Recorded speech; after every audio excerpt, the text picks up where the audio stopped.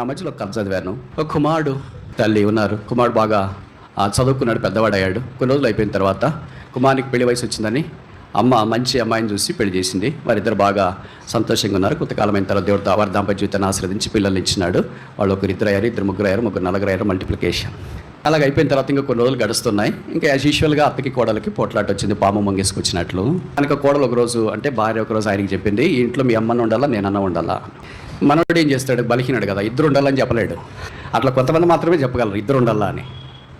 ఆయన చెప్పలేకపోయాడు. సరే వాళ్ళ అమ్మకి ఏం చెప్పలేదు, దిక్కుదొచ్చగా ఓ ప్లాస్టిక్ కవర్లోనే వాళ్ళ అమ్మ బాట్లో అన్ని సర్దుకొని, అమ్మ ఇక్కడి నుండి దగ్గరలో ఒక ఇల్లు ఉంటుంది, అది కూడా మీ ఇలాంటి వయసు ఉన్న వాళ్ళే ఉంటారు. ఇక్కడ మేము మరి మీ కోడలు ఉద్యోగానికి పోతుంది, నేను ఉద్యోగానికి పోతాను, పిల్లలు స్కూల్కి వెళ్తారు, నువ్వు ఒకదానివే ఇబ్బంది పడతా ఉంటావు, అందుకే నీతో మాట్లాడేవాళ్ళు అక్కడ ఉంటారని అక్కడ తీసుకెళ్తున్నానమ్మా అన్నాడు. ఆమెకు తెలియదు అది అనాథాశ్రయం అని. అక్కడికి వెళ్ళిన తర్వాత ఆమెకు ఆశ్చర్యం వేసింది, అందరూ ఆమె లాంటి వాళ్ళే ఉన్నారు, ఇది అనాథాశ్రయం అని. అయ్యో నేను కొడుకుని కన్నాను, పెద్దవాడిని చేశాను, పెంచాను, చదువు ఎన్నో వచ్చినానని ఆశ్రయంలో పెట్టేసేదేంటి అని తల్లిగా క్షోభ చెందింది. కానీ అలవాటు అయ్యింది. తల్లికున్న ఒక మంచి సుగుణాలు రాసులన్నింటిలో ఒక సుగుణరాశి ఏంటంటే క్షోభించినా కూడా అలవాటు అవుతుంది. అలాగ అలవాటైంది. కొంతకాలం అయిన తర్వాత ఆమె కాలం తీరే పరిస్థితి వచ్చినప్పుడు పడక మీద ఇంక ఈరోజు రేపు అన్నప్పుడు ఆ ఆశ్రయం యొక్క మేనేజ్మెంట్ ఈయన కొడుకు ఫోన్ చేసినారు, మీ అమ్మగారు చనిపోవడానికి దగ్గరలో ఉన్నారు, ఒకసారి చూసుకోమని చెప్తున్నారు ఇరుగు పొరుగు, కనుక మీరు ఒకసారి చూసుకోండి అని. మీ అమ్మగారు కూడా చూడాలనుకుంటున్నారు. వెళ్ళాడు వాళ్ళ అమ్మని చుట్టానికి. పగలపూట బహుశా ఆదివారం అనుకుంటా, 28వ తారీఖు జనవరి 2024.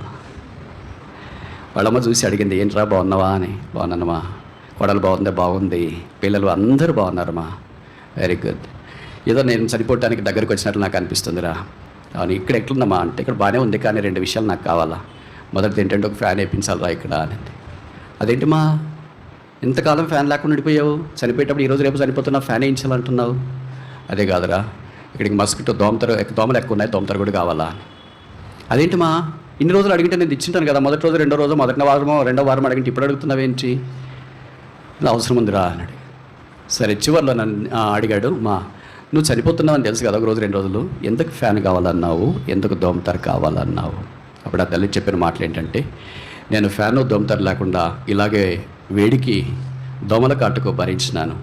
రేపు పొద్దున మీ పిల్లలు పెద్దవాళ్ళు అయిన తర్వాత నిన్ను ఇక్కడికి పంపిస్తే నువ్వు ఫ్యాన్ లేకుండా ఉండలేవు, దోమల బాధ తట్టుకోలేవు, అందుకే నువ్వు నీ కొరకు ఫ్యాన్ వేయించుకో, నీ కొరకు దోమతర తెచ్చుకోలేవు. కనుక ఇప్పుడు